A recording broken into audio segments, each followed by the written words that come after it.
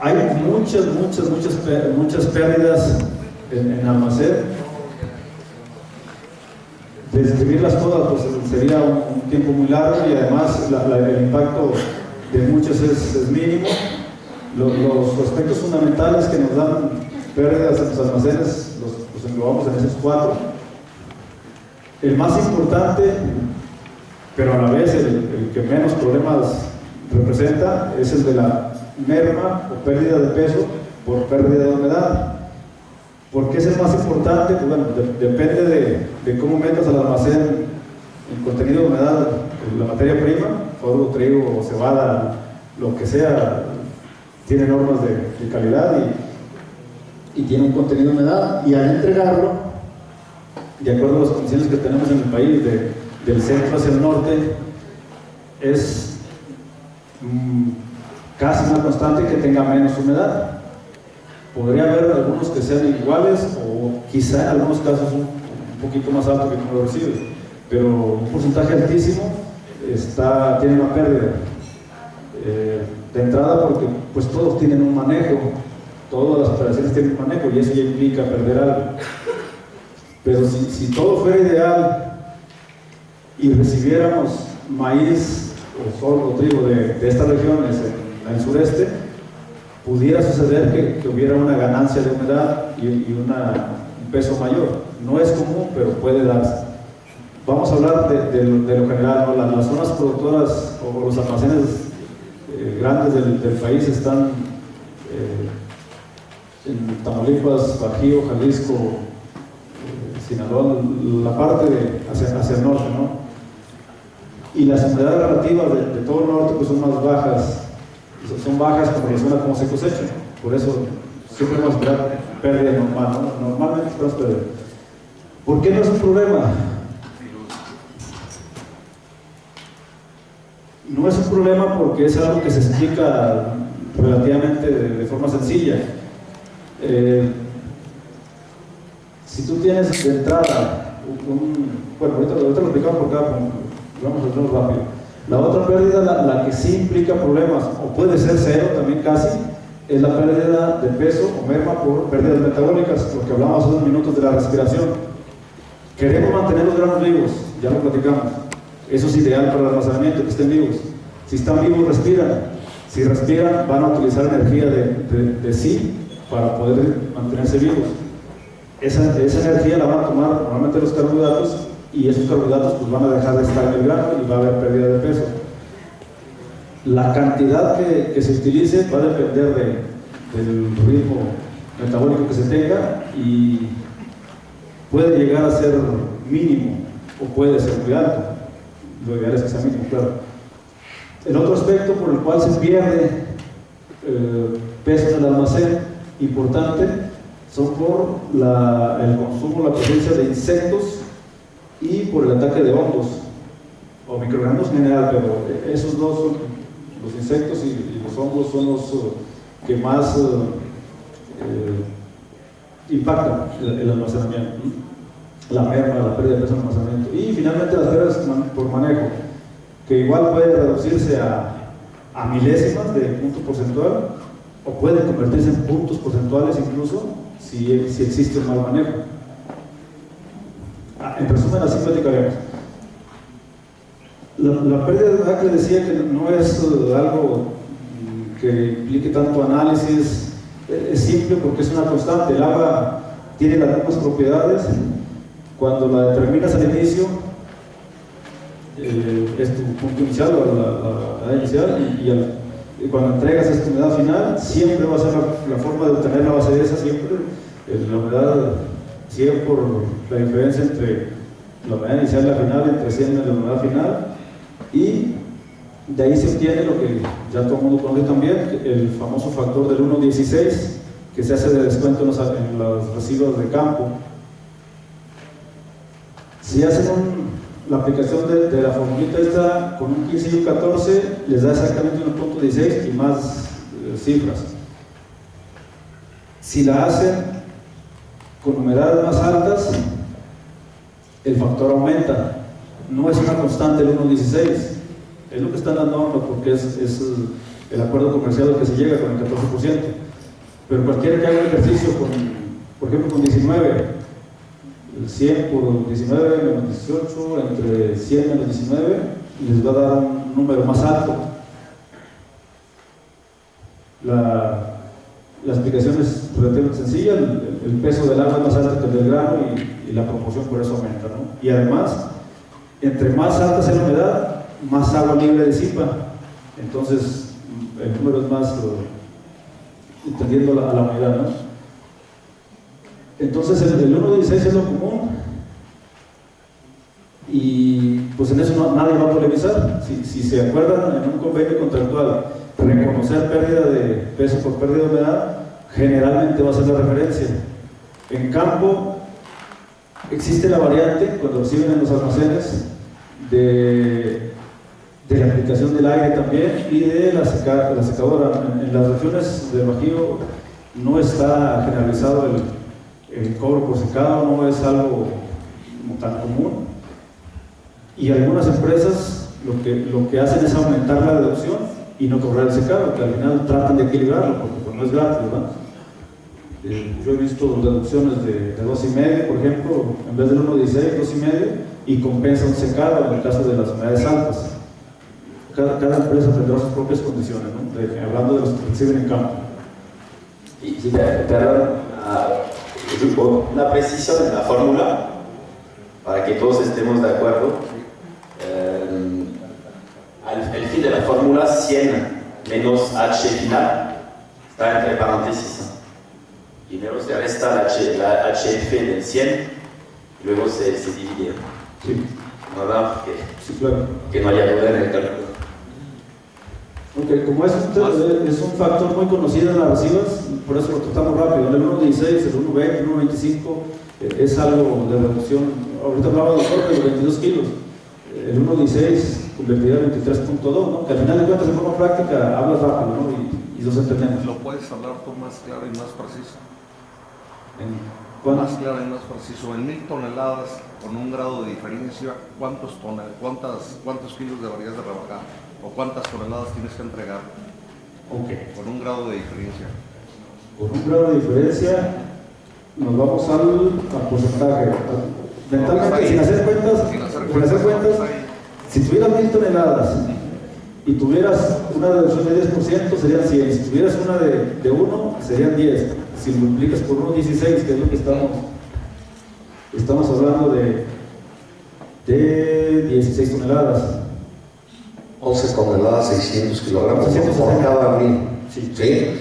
De una humedad del 14% al 13%, por cada 1000 son 11 toneladas, 600 kilogramos, respetando esta norma que no tiene distorsión, ¿verdad? Esto se obtiene del comportamiento del agua, o sea, no hay forma de analizar esto, ¿no?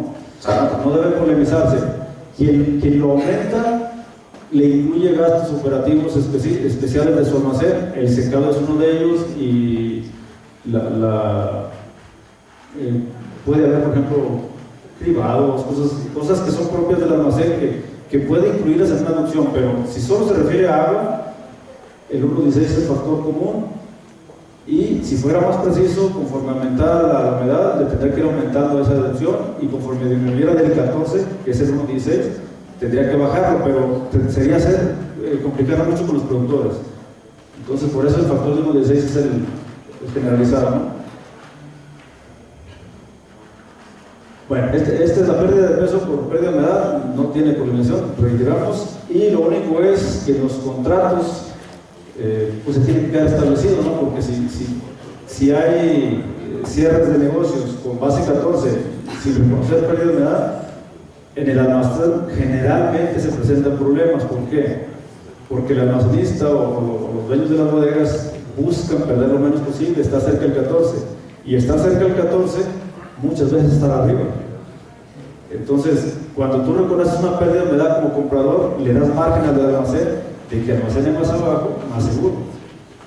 Eso es beneficio para las partes. Y lo que platicaba hace unos minutos Abarca, cada quien toma sus decisiones, sabe cómo negocian y demás, pero si existiera se generalizara la costumbre o se hiciera la negociación de que desde el principio, por ejemplo, reconocieras una base 13, por hablar de una referencia local, las formulaciones todas son en base a materia seca, no me dejarán mentir los que trabajan en eso. Si tú tienes 13 en el almacén y luego 13 en la planta, lo que vas a trabajar es lo mismo. Si tienes 14 y formulas con tu base 13, sigue siendo lo mismo que vas a producir, porque la materia seca no se modifica de manera significativa. Entonces, si se acordara que desde el almacén fuera 13, lo más seguro es que las bodegas tuvieran almacenamientos más seguros, más confiables y todos saldrían beneficiados, simplemente con reconocer que esa humedad no es lo que va a producir el alimento. Es como llegó del campo y la vas a perder. Nada más que hablar de esos valores, si estás hablando de 100,000, de 70,000, de 50,000 pesos en pequeñas variaciones en un almacén, pues muchos se confunden a que si tú tienes una aceptación de una humedad baja, ya perdiste, en teoría. Este es un errorcito que tenemos muchos, ya perdiste o mermaste 200,000 pesos. No es lo correcto sería trabajar en base a materia seca. Está medio complicadito, pero si así se pensara de parte del que compra, el que vende, el que no todo, pues estaríamos beneficiados todos, los supervisores de las bodegas, los que dan los créditos, la planta, el bodeguero, todos estaríamos beneficiados si le entendiéramos todo a que la base es materia seca. Bueno, proyectame un poquito, ¿no? Sí. Retomando un poco la pregunta, nos decías de que la formulación para los alimentos es en materia seca. Sí. Bueno, bonito no puedes apoyar con esto. Ahora Claro. va la parte de nutrición. ¿Y cómo formulamos nosotros? Para monogástricos, aves y cerdos se maneja vamos a decir, base húmeda, considerando 90% de materia seca, alrededor del 90%.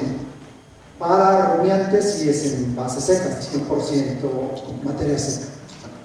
Ok, la parte, por eso si la gente que estamos en el medio no coincidimos a la primera, pues difícilmente lo vamos a hacer un productor o alguien, un intermediario financiero, en fin. Si yo llevo un material con 15% de humedad a formulación y llevo uno con 13, al final de cuentas el 12% de diferencia no lo voy a usar, el 2% de diferencia de humedad no lo voy a usar en lo que voy a obtener. Los dos van a partir de la misma cantidad de materia seca. Esa es la parte, o sea, la esencia es esa, según yo. El agua no produce el alimento, la vas a disipar.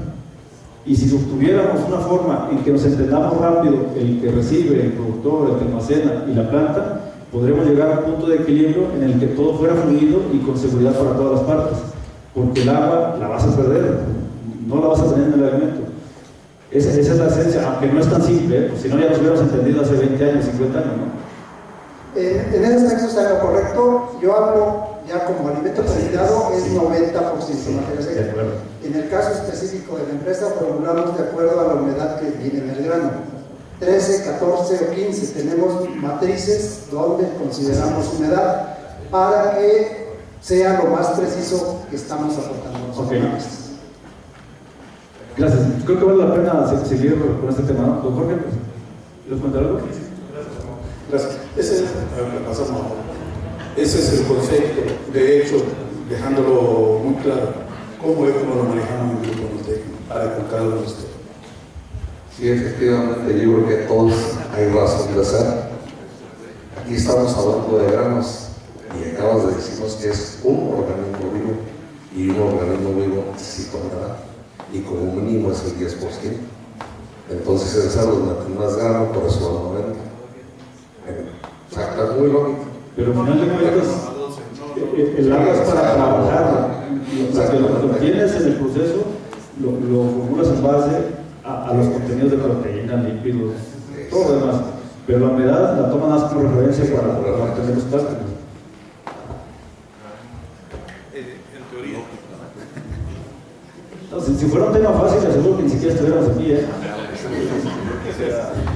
Quisiera tomar un dato más en base a este tema de ver más tu formulación ahora, ¿no? Entonces, porque realmente la parte de formulación creo que formulan en base a lo que recibimos, el grano de la humedad, pero hay que considerar, bueno, tenemos que poner énfasis en la humedad que tenemos al momento de bachear o hacer nuestro batch, después de pasar por todo el almacenamiento, la molienda y al final tener esa humedad para considerar esa humedad dentro de la formulación. Un ejemplo, déjeme leer un comentario que se me vaya. Lo vamos a tomar así. Sí, un ejemplo de retomaremos. que nos orienta en ese sentido, sin que sea definitivo porque no es mi medio, es cómo llegas en la cebada a tener un punto de trabajo con humedades y temperaturas constantes para lograr el óptimo de producción de cerveza. Ahí no importa cómo haya llegado, claro, lo importa el almacén para conservar, cómo le pagaste al productor, las deducciones o bonificaciones que hiciste, pero al proceso lo igualas. Entonces, como haya llegado, no interesa, tú ya lo que haces es convertirlo al punto ideal y ese es tu, de ahí tienes tu recurso. En este caso, si llegáramos en algún momento a ese punto, sería ideal, pero bueno. Ese es el punto sobre lo que nos está llevando hoy para la parte de nervios. Van a ver parte de la metodología, dónde está incluido todo este concepto, por qué tomamos el almacenaje, conservaciones y qué es lo que vamos a hacer con esa herramienta. Perfecto. Okay. Bueno, entonces continuando, les decía, no es tema fácil, pero sería muy interesante que alguien se pusiera de acuerdo. Monteco puede ser muy buena opción con almacenes que sean con los que trabajan, que los han sido seleccionando. Esa es otra parte importante también de ir avanzando en esto, y pueden llegar a hacer ejercicios macros que lleguen a la realidad y de ahí partir para que en el medio se generalice. Sería un beneficio nacional, porque eso puede aplicar en cualquier grano. Bueno, entonces, nada más para referencias, decíamos, no necesariamente, hablando de humedad, no necesariamente es una pérdida. Hablando de pérdidas metabólicas de manejo o pérdidas por afectación de insectos, sí es directa la afectación. Si ese fuera el caso, sí es directa la afectación de los montos, pero depende de dónde se origine la pérdida, es como la debemos de ubicar. Si nosotros tenemos un almacén con 4.000 toneladas, perdón, un precio de 4.000 pesos, un almacén de 5.000, un silo clásico del Bajío, si tenemos una pérdida de peso de 0.5, nuestro monto perdido es este y por tonelada es este. Si lo vemos en números globales, pues significa mucho.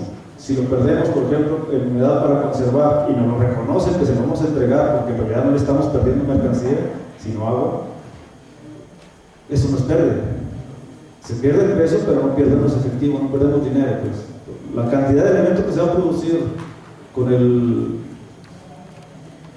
maíz o el sorgo, digo, a 14%, va a ser la misma si no se daña lo que le vas a entregar con el 13%. O sea, lo que van a formular ese 1% que perdiste no va a impactar en el alimento, o va a ser mínimo la afectación, no va a ser ese 1%. No es una pérdida, no es algo que se afecte, pero en valores sería de este tamaño, ¿no? Si hablamos de 2%, en un silo, en un valor ideal de 4.000 pesos, ahorita en Sinaloa está así el maíz, perderíamos 400.000 pesos en un silo. Hay un tema muy común en las zonas donde la aireación es obligatoria, como el sureste o Tamaulipas o Sinaloa. Sinaloa es el extremo de la necesidad de aplicación de aire, porque de manera natural todo se dañaría al mes y medio de Sinaloa. Tienes que buscar la forma de conservarlo, y lo más a la mano es la aplicación de aire forzado en horas que presente condiciones para que le favorezca el almacenamiento.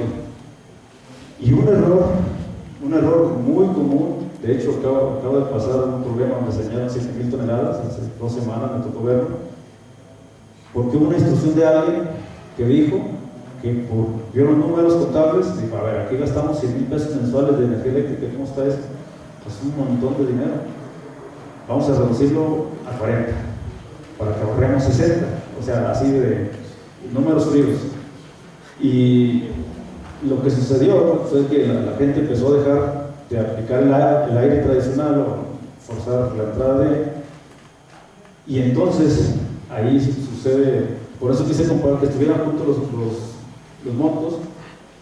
Hicimos un ejercicio rápido. A mí me tocó estar en Guadalajara, responsable en la unidad de Alba, y tenemos un costo, ahí hay 8 silos, ahí la planta de Guadalajara tiene 75 almacenes de agua, tiene 8 silos en una batería, 1 en otra, 16 en otra y 41 bodegas. Tiene 3 contratos con Comisión Federal, y el que está relativamente más fácil de analizar es donde están los silos metalizados, donde están los trenes carroceros, los silos metálicos.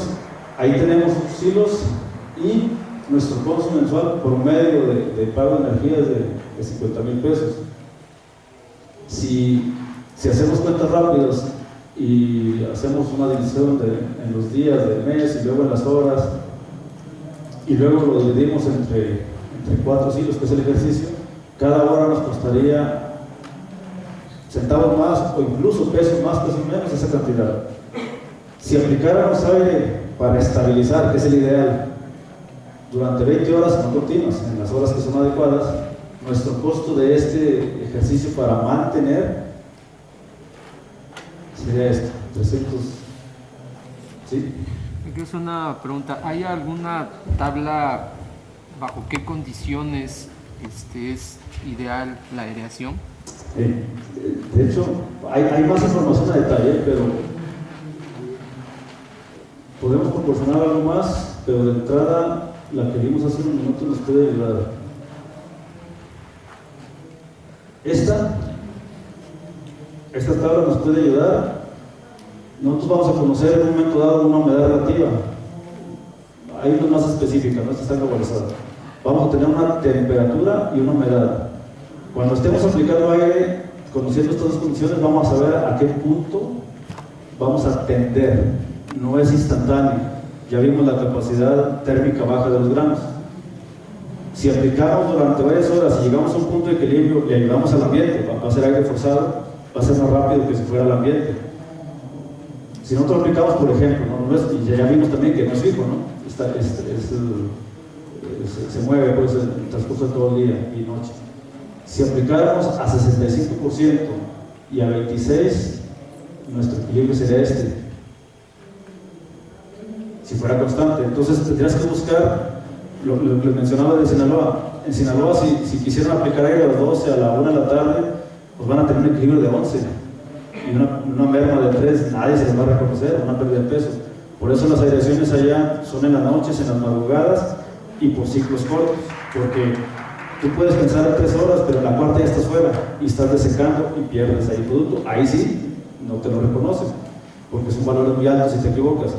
Y otro error común en la aireación, sin que este sea un tema de aireación, no estamos platicando de aireación, pero vale la pena hacer el comentario.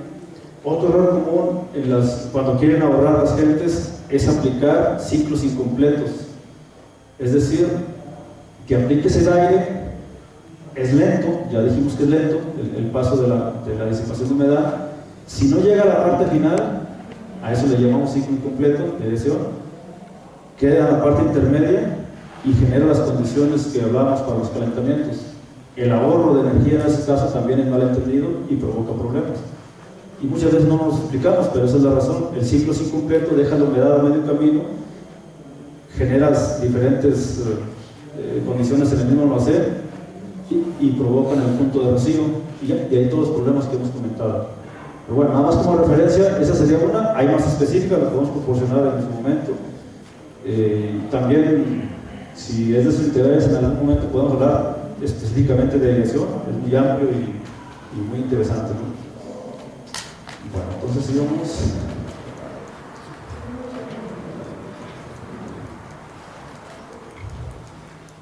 Apenas vamos en el primero y vamos en el segundo. Ok, entonces el ejercicio sería comparar, así muy rápido, cuánto nos cuesta si nos equivocamos en algún problema que nos produzca valores de este tipo y cuánto nos cuesta si hacemos las cosas bien. La diferencia es abismal, ¿no? Abismal totalmente, ni siquiera hay que compararlo.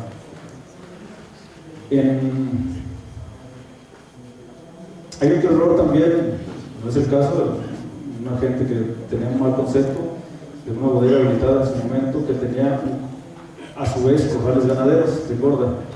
Tenía un problema de daños y con calentamiento, yo le calculé alrededor de 500 toneladas dañadas y el argumento de la persona para no modificar era que se le iba a comer el ganado, que no había problema. Y bueno, razonar de esa forma, digo, en uso dinero y todo, ¿no? Pero beneficia conversar, razonar muy rápido. Si compras un maíz dañado, te cuesta 2 pesos. Si compras uno bueno, 3. Si lo vas a dejar que se dañe, mejor comprarlo dañado. Te ahorras ahí $500,000, $1,000,000 de pesos, nada más por decidir cómo comprarlo, en vez de decir que se lo va a comer el ganado y que es mi dinero, ¿no? De esa forma, ahorita me encuentro y nos da gusto saludarnos a esa persona y a mí, porque pues lo hemos equivocado con ese concepto, ¿no? Quién sabe cuánto perdería durante varios años, y será muy sencillo hacer las cuentas y saber que pues a nadie le conviene dejar que se dañe el producto, aunque se lo coma el ganado, ¿no? Bueno, entonces quedamos, la pérdida de humedad ya es un factor que si no tenemos problemas en el almacén, es esperada y debería de ser en forma ideal acordada entre las partes, el que compra y el que vende en sus diferentes etapas, del productor a la bodega, de la bodega al punto de proceso. Si se conoce cómo se comporta la humedad en los granos, no debe haber conflictos en reconocer la naturaleza misma del almacenamiento. Eso no es tema de problema, aunque sí es una pérdida de peso, pero bien explicada, ¿no? Entendida, sin complicaciones. La que sí es la que debemos de cuidar, la que debemos de dejar al mínimo posible, es la pérdida de peso por mermas metabólicas. Es así, un buen almacenamiento en planta, en bodega, en campo, donde sea, nos hace que optimicemos y que tengamos lo menos posible en pérdidas. Valores que hemos estado estimando con almacenamientos largos en condiciones buenas, nos ha arrojado que hemos podido tener 0.1% de este factor en 4 meses. Es casi, ese significativo es mínimo. Con humedades bajas, con producto cribado, con aplicación de aireación, con fumigaciones antes de completar los ciclos, con condiciones ideales en almacenes de miles, hemos llegado a tener estos valores. Se puede, sí se puede, haciendo todo de manera correcta. Y hemos tenido, les platicaba hace unos minutos, que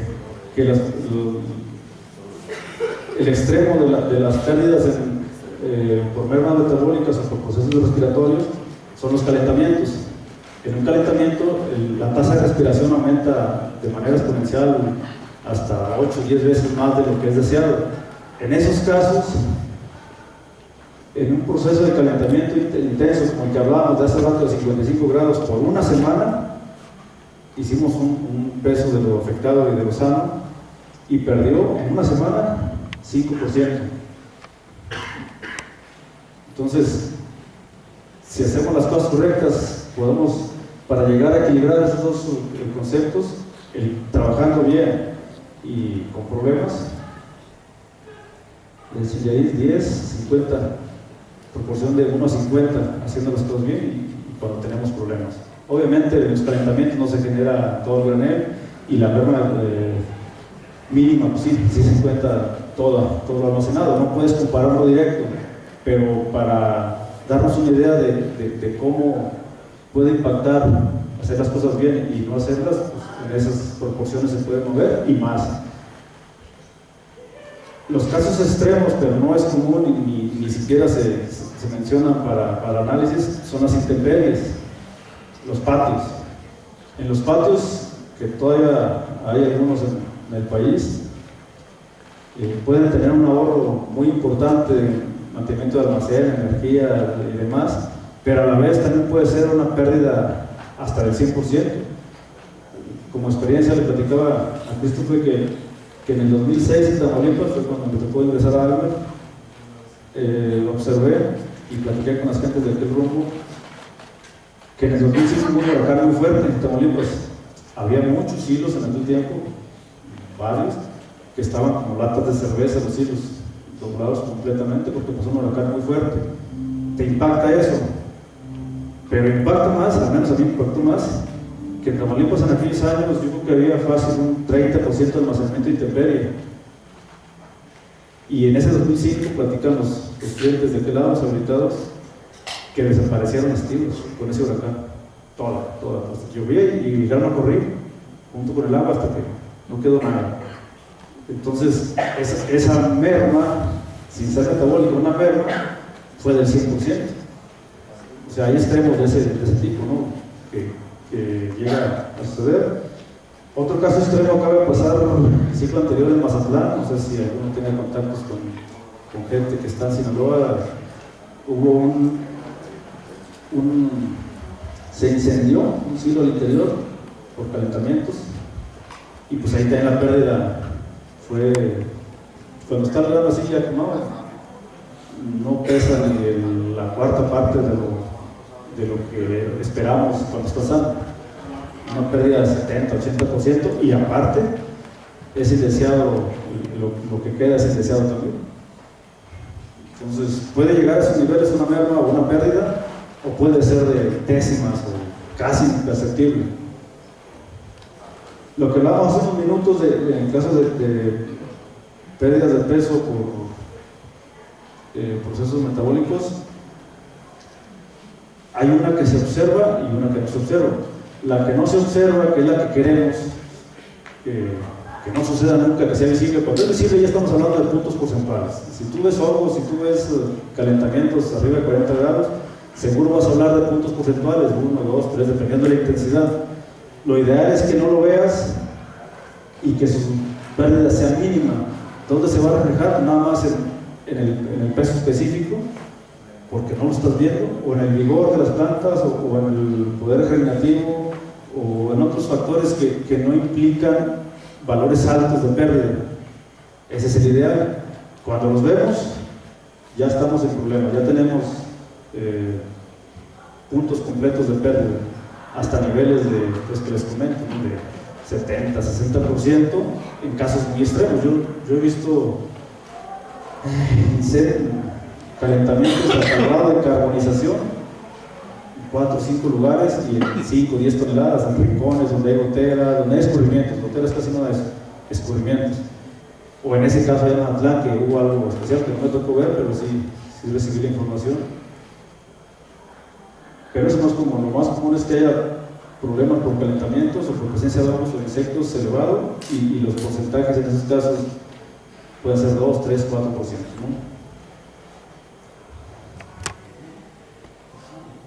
Bueno, lo que ya hablamos de las reacciones de los granos, los factores que influyen para la velocidad, ya los comentamos.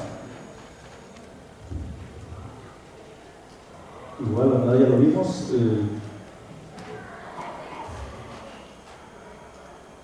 Platicábamos y confirmamos que el ideal de almacenamiento para los granos que trabajamos y se maneja entre el 11 y el 13%.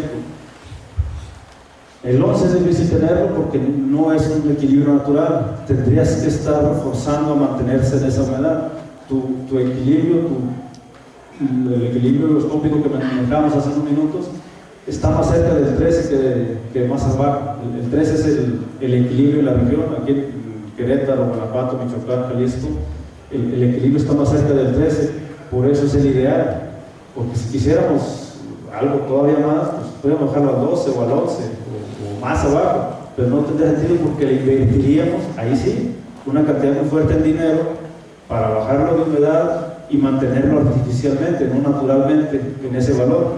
Eso no sería rentable. Ahí sí se gastaría mucho y no obtendríamos gran cosa de beneficio. Lo mejor es acercarse al punto del equilibrio natural. Ese es el ideal, por eso hablamos de equilibrio higroscópico.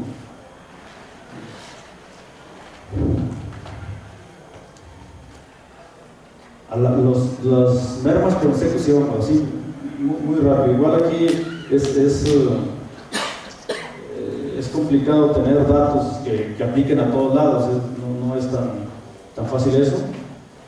La primera es que el hecho de que tengas insectos casi en todos los destinos algunos lo acepto, pero los corrales de engorda, por ejemplo, no tienen mucho problema con eso, cuando van directo al alimento.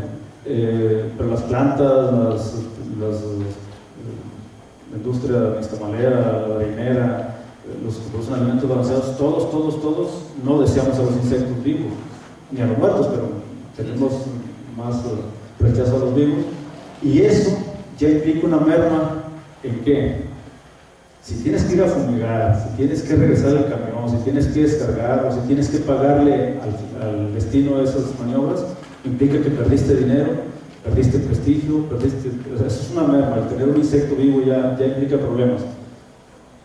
Lo que se come, claro que también es una pérdida, pero yo lo veo más común que encuentres el problema de ese tipo, que los insectos aparezcan donde no los deseamos, en destino.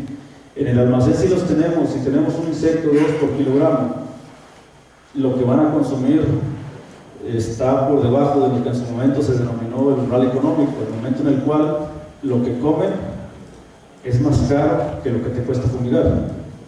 O sea, una población baja no llega al umbral económico normalmente en los almacenes, pero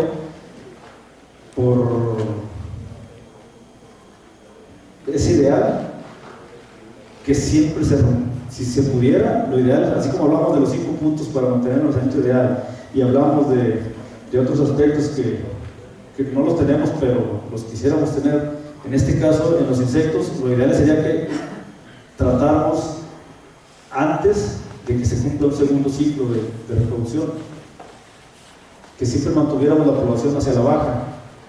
Hace un momento platicaba por aquí con un compañero, y sí existen esos almacenamientos donde la plaga por años no se ha presentado, porque aplicas dosis menores, tu efecto es en espacio, no es en dosis letal, que es el concepto común en las fumigaciones.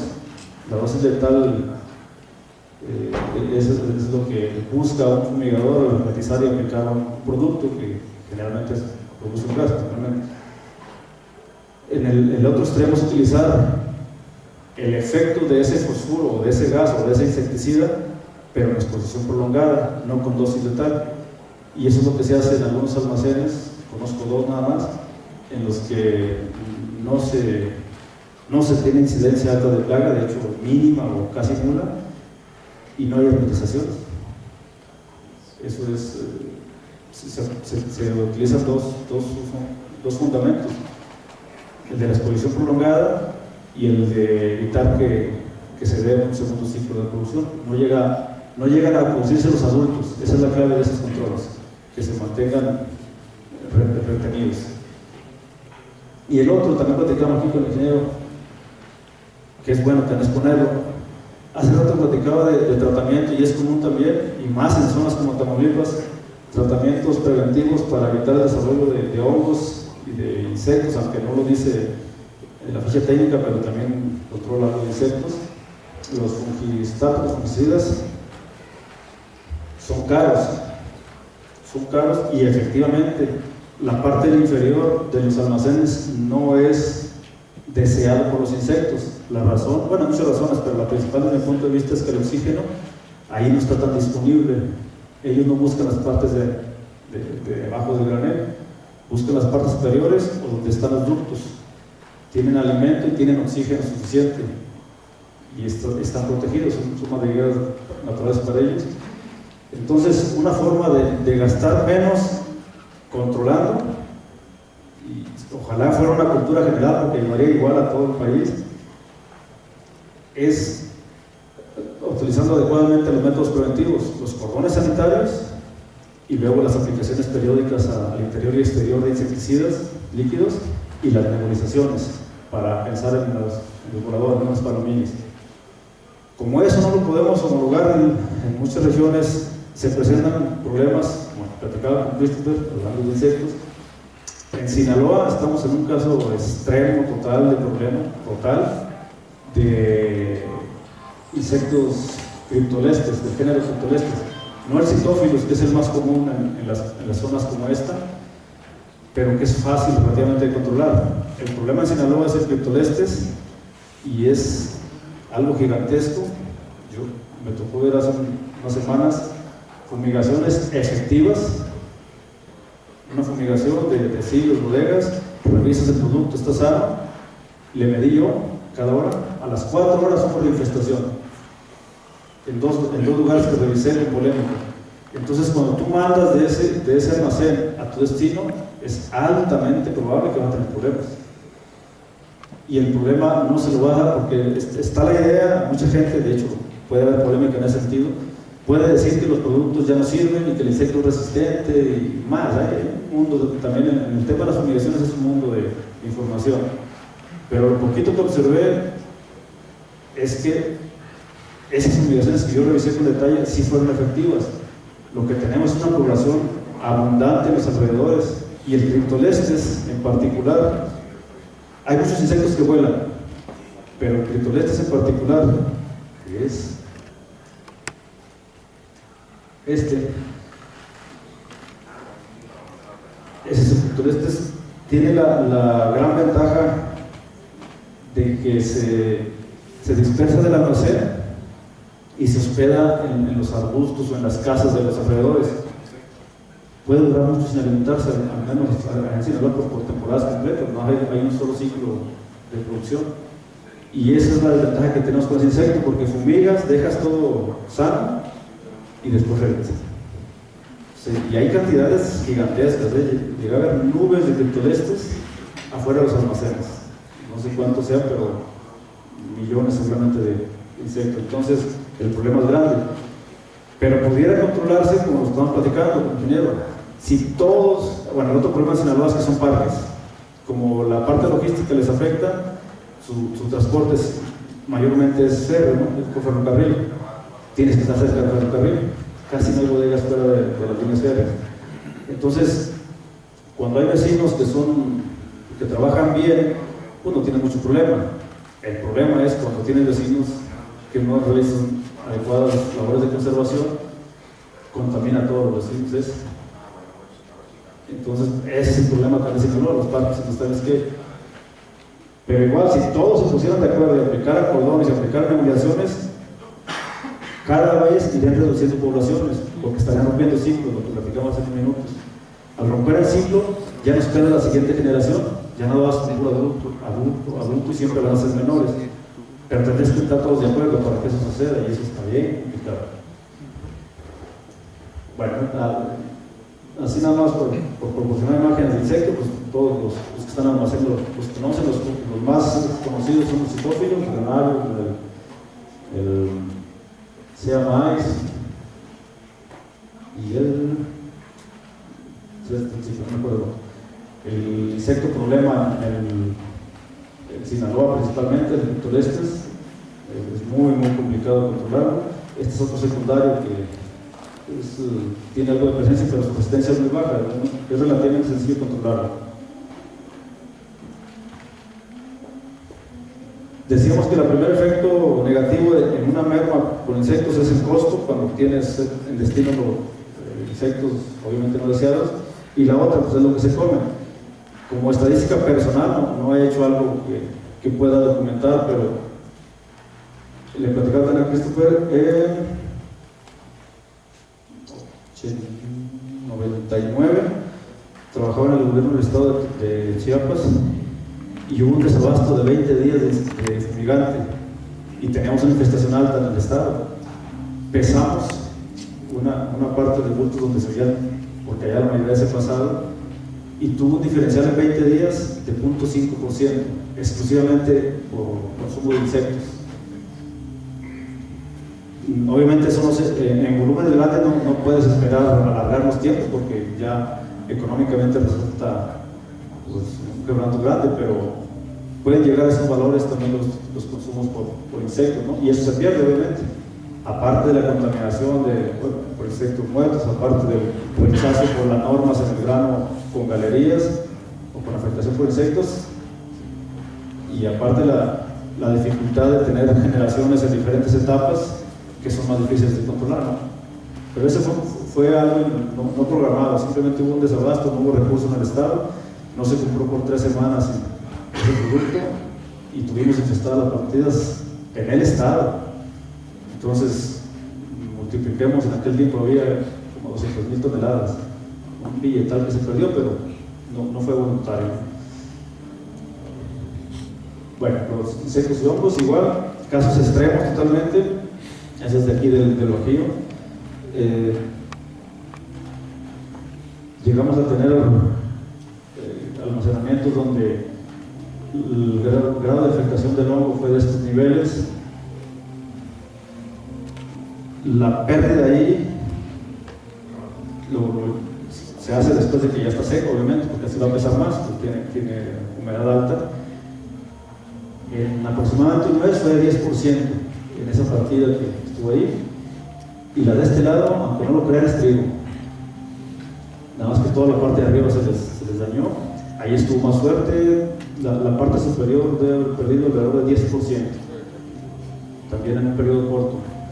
No es habitual eso, nada más es para imagen de referencia, ¿no? Mande. Más abundar un poquito.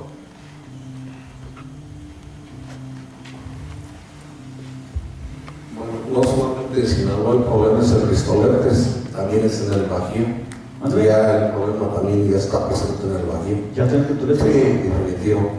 Mi pregunta va dirigida, ¿sabes tú la dosis exacta que se mete del tetrametrina al nebulizador por litro? No lo tengo así de momento. Ahí la clave más que la dosis, don Jorge, lo que yo he visto que es más importante que la dosis, porque el 1% es lo recomendado comercialmente, el 2% es cuando tienes situación alta en general, de cualquier insecticida de diferentes tipos, ¿no? La alternativa incluida. Lo más importante es la uniformidad.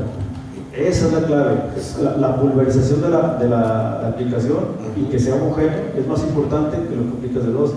Sí, exactamente, porque ya se están haciendo, ¿verdad? Pero inclusive se está metiendo aspersión directa, por ejemplo, para otros productos, para otras empresas, directamente a la clima. Pero bueno, sí sería importante otras pláticas sobre este detalle del criptolante, así que convóquense. Lástima que nos quitaron y que queremos la capa de ozono, pero podría usar cloruro de metilo y te aseguro que se mueren todos. Sí, adelante, Nico.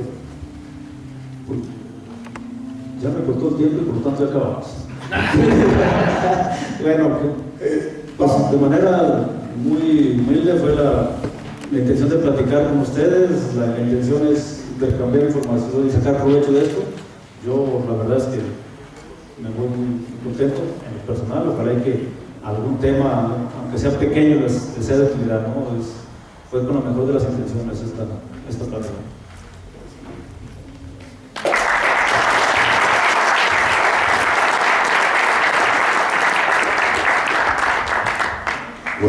Muchas gracias, algo muy interesante.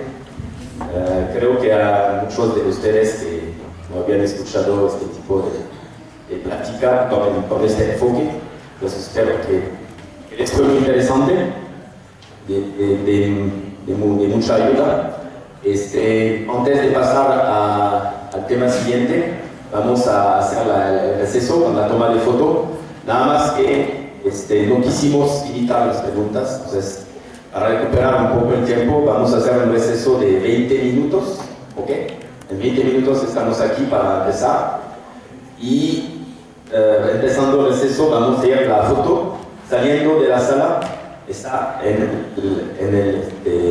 la parte del jardín, está afuera, está justo aquí enfrente. Gracias y nos vemos ahorita para la foto de grupo.